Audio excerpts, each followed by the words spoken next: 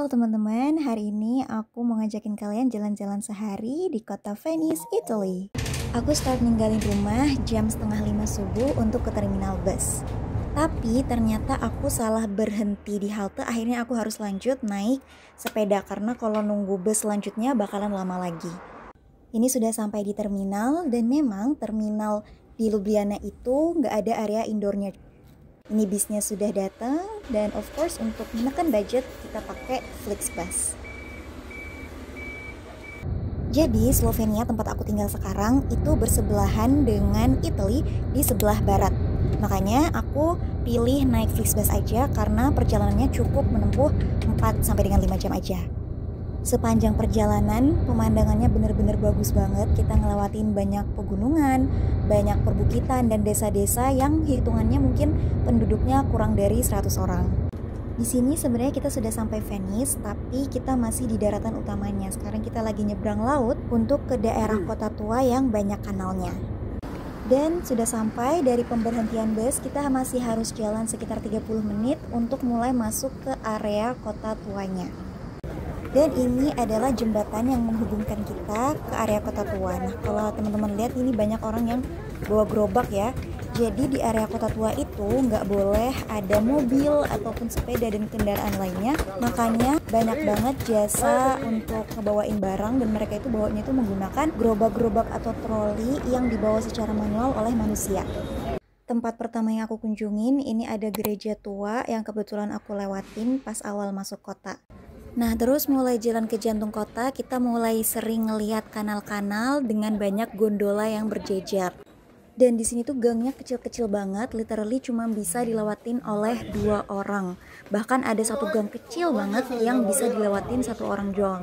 Tapi nggak selamanya kita berjalan di gang-gang kecil. Jadi setiap jarak tertentu itu selalu ada hall lebar seperti ini yang menghubungkan dengan gang-gang kecil lainnya. Terus nggak sengaja ketemu Mercato di Rialto atau Rialto Market, semacam pasar tradisional yang jual hasil laut yang fresh, sayur dan buah, sama oleh-oleh. Lanjut, ini aku nyoba naik gondola yang murah meriah, cuma 2 euro aja, tapi emang cuma buat nyebrang sungai selama kurang lebih 3 menit. Karena kalau misalnya naik gondola yang disewain abang-abang itu, paling murah 80 euro sekali sewa.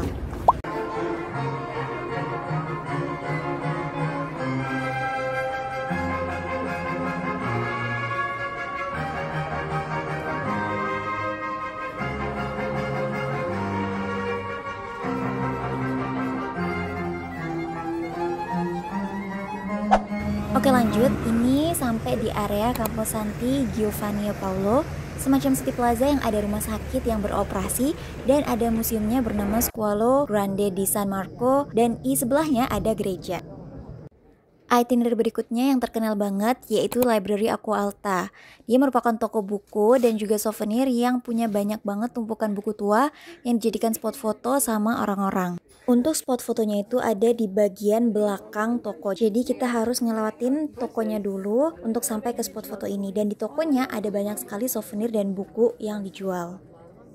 Nah, ini aku lanjut jalan lagi. Di sepanjang jalan ada banyak banget toko berjejer di gang-gang sempit ini, mulai dari toko souvenir, restoran, dan juga ada toko tas. And finally, ini dia City Square-nya, di mana ada hall luas yang dikelilingi sama Piazza San Marco, Saint Mark's Basilica, dan beberapa museum lainnya. Banyak toko branded dan restoran di area ini, dan lokasinya juga bersebelahan dengan laut. Dan akhirnya aku memutuskan untuk pakai payung karena yang nggak kuat, panas banget, cahaya mataharinya sangat terik ya. Dan di sini banyak orang yang pakai payung juga, jadi nggak aneh. Panas banget, Allah, bakar. Nah, ini di area perairannya banyak banget perahu yang sedang bersandar dan ada juga perahu dan juga kapal yang lagi berlayar di lautan ataupun di sungai-sungainya.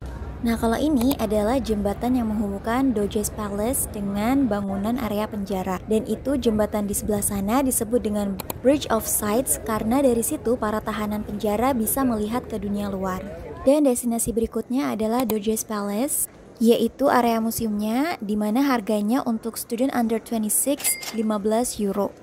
Di dalam bangunan palace ini ada banyak banget ruangan aula di mana tempat ini tuh lebih difungsikan untuk urusan kenegaraan seperti administrasi negara, rapat, pembuatan kebijakan sampai dengan penetapan hukuman. Karena itulah interior dari kerajaan ini didominasi oleh kayu, tidak seperti kerajaan yang biasanya digunakan untuk tempat tinggal para raja yang didominasi oleh emas.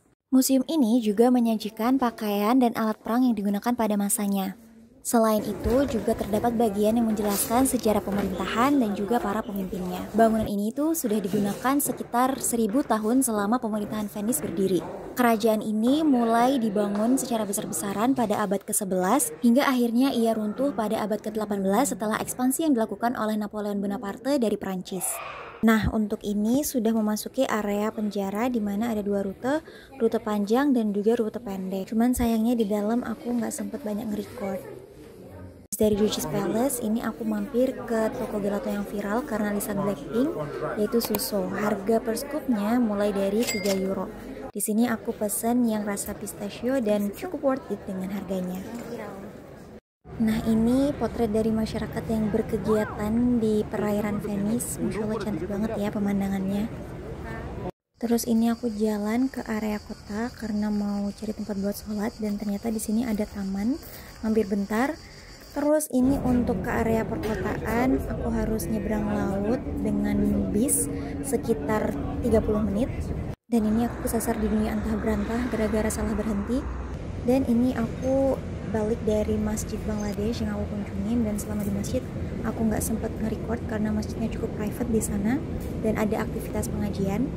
Ini on the way balik ke area Old Town karena aku pesen bus dari area Old Town situ. Dan ini adalah pemandangan dari kota Venice versi normalnya.